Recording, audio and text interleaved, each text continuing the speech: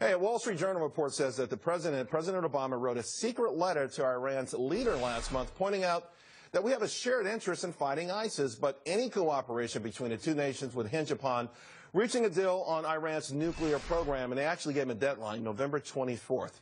President, founder of the American Islamic Forum for Democracy and the author of A Battle for the Soul of Islam, Zuhdi Jasser, joins us now. What do you? It's great to be with you. It's great to have you here again. What do you make of this tactic of a direct communication between the president and, I guess, the Ayatollah? I can't believe it. I mean, as a Syrian American, as somebody dedicated to American security and homeland security, I just can't believe that we would send a letter that tells them that when we're battling ISIS, we don't want to undermine Iran. I mean, basically, it's telling one of the biggest threats to global security and a government that spreads terror that, you know what, you can have your relationship with Syria. You can allow the genocidal tyrant to do what he wants and use chemical weapons, whatever. And Iraq, we have no intention of reoccupying Iraq, the letter said. I mean, it's so naive. And it doesn't understand the way the chest thumpers of the Islamist tyrants work. I mean, they see this as sort of a green light to do what they want, and then you wonder why America is no longer relevant. I mean, this makes Neville Chamberlain look like a hawk. Well, does it also suggest that the president knows he's boxed himself in with this pledge of no boots on the ground? There's got to be some boots from someone. Everyone that we've trained over there so far, they failed miserably, so maybe he's thinking Iranian boots. I mean, is that the only, I mean, has he boxed himself in with these pledges?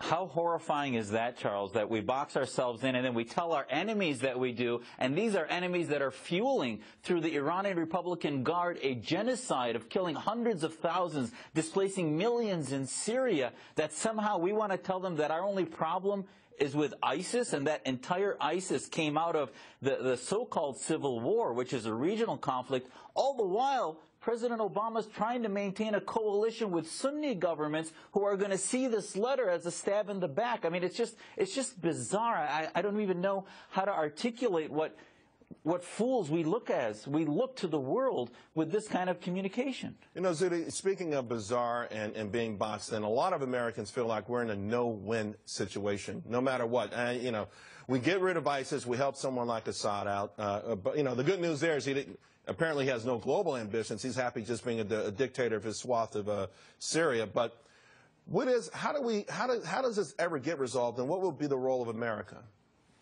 Well, we need to change the paradigm. There is no good news with any dictators in the Middle East, Charles, because it's two sides of the same coin. One side is radical Islam, the Brotherhood, Hamas, etc. The other side is Assad, Khamenei, the Saudi governments, etc. We need to have a third pathway for this new Cold War against radical Islam. That third pathway is liberty. There's been an opportunity in the Arab awakening. We've completely ignored it. We've lost it to get filled by Russia, China, and Iran. And we need leadership that begins to have a vision for the Middle East, and we don't have it. We've just sort of let the world's Darwin theory sort of win what's going on in the Middle East. I got to tell you, you've done some amazing work, and we appreciate you taking the time this afternoon with us. Appreciate it. We'll talk to you again real soon. Anytime. Hey, guys.